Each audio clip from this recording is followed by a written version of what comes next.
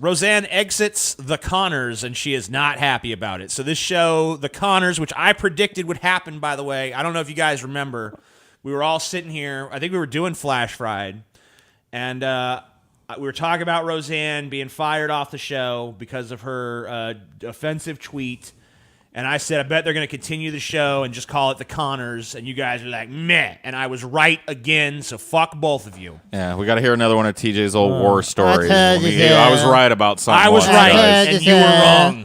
One I of was television's correct. best-known families returned on Tuesday without its matriarch, as the character of feisty Roseanne Connor was killed off through an accidental opioid overdose. Original. Oopsie daisy. Comedy series The Conners, featuring all the main characters in the blue-collar family except for its star and creator Roseanne Barr, had its premiere on ABC 5 months after Roseanne was canceled following a racist tweet by Barr.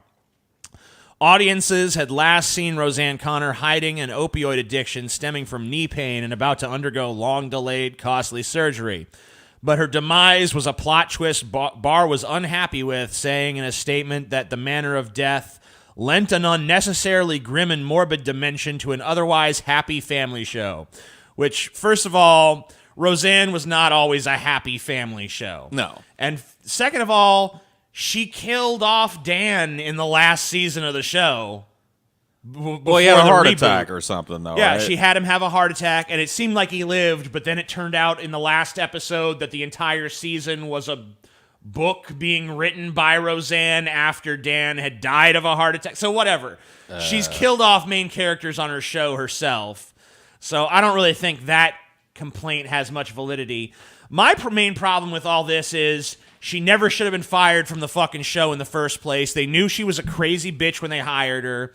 She has cataloged mental illness issues. She's fucking insane. She was when we were doing the story about her, we saw she was institutionalized for years of her life. She is the creator of the show. She's the namesake of the show. To continue the show without her is a fucking slap in the goddamn face. So you defend her racist remarks, TJ? Yeah. I'll defend them. I defend her right to say them. I don't even know if she had racist intent. The bitch But that doesn't she the network insulted have the didn't right? even look black. Doesn't the network have the right to fire her then? They, of course, had the right to do it, Okay. but it was the wrong decision. And even the executives involved in the decision, TJ. in retrospect, say that they think they acted too hasty. Well, according to who? According to some of the executives involved. I don't know, TJ. It sounds like that's some Anyway, bullshit. The Conners was... Show's doing great. So the Conners was expected by ABC or NBC or whichever one of these fucking bullshit networks does it. ABC. They were expected by ABC to get about, Roseanne last year opened to like 18, 20 million people. It's pretty good. When they rebooted the show, they expected there to be some drop off. They thought we're probably going to open around 14 million. Well, it turns out they opened a lot lower than they expected, only getting about 10 million. Good. I hope it keeps dropping. ABC's Roseanne without Roseanne spinoff, The Conners, couldn't come anywhere close to the blockbuster premiere ratings of its predecessor, yet still had strong numbers that led Tuesday night in the ratings. I think that these ratings are going to plummet. I think a lot of people tuned in just because of the novelty and to see what they were going to do with it. But I would predict in like 2 or 3 weeks after the curiosity has died down, you're going to see that number plummet. Unless this is truly a unique show in some other way, this is going to be dead on arrival. Dude, what if The Conners goes on to be like the new Simpsons and just has infinity seasons? Hey, it might. The Conners. They debut airing delivered 10.5 million viewers and a 2.3 rating among adults.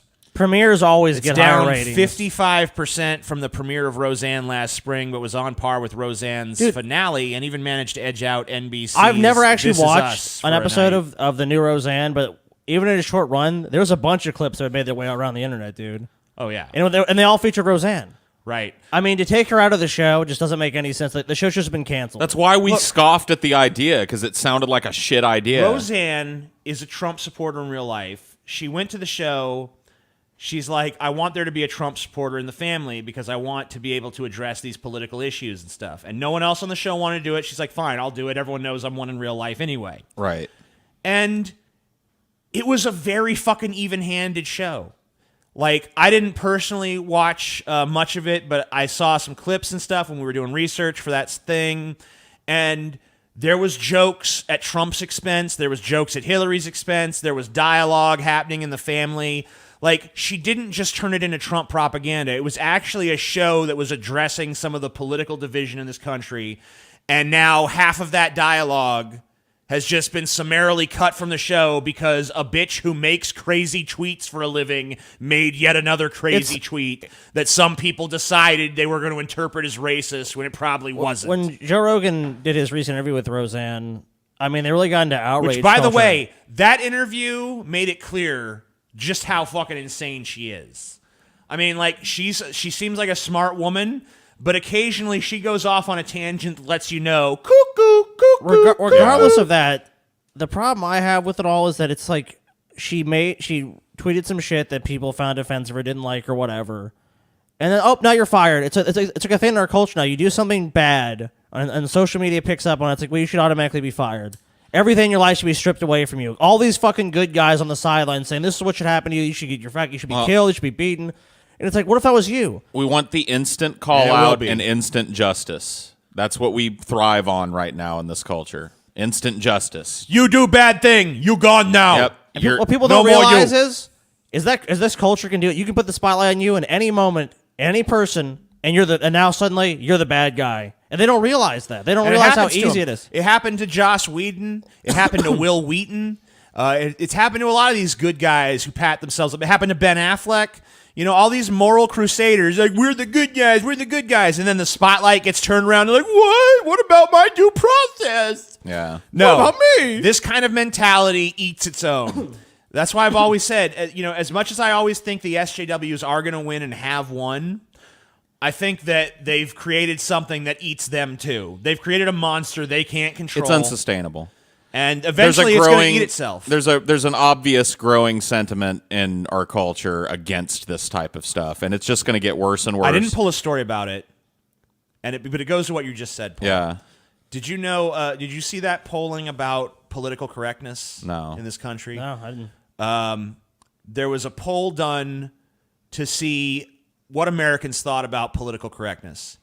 Across the board, across genders, across races, 80% of Americans think it's repugnant. They hate it. Yeah. They think it stifles conversation. It's boring. The only group of people who seem to show a higher number of support for that is highly educated white people. Yeah. Those are the people really kids. pushing. Yeah, and it's college graduates in the media and shit that like to push this narrative that no one else is on board with. Yeah. You know, black people aren't on board with it. Mexicans aren't on board with it. Chinese people aren't on board with it. Working class white people aren't on board with it. No one is fucking on board with it except for these fucking snooty college white fucks. Dude, let me tell you something. If you go to these sites, these news sites, and you go read the comments on what people think about these SJW news stories, it's all shitting on it. I don't know, man. It's a fantasy world. No, look, I'm not saying these people don't exist. There's a huge subculture of this that goes beyond just snooty. There's a bunch of dumb people that are into this now. Look. So some people have drunk the Kool-Aid. You can't just dismiss it as... If 80% are saying it's bad, that means 20% either are aloof towards it or most likely there's think it's people good. that buy into this narrative. I'm not saying that. So at we got all. a full fifth of the country that's like, political correctness is great. Right. And they are fucking vocal.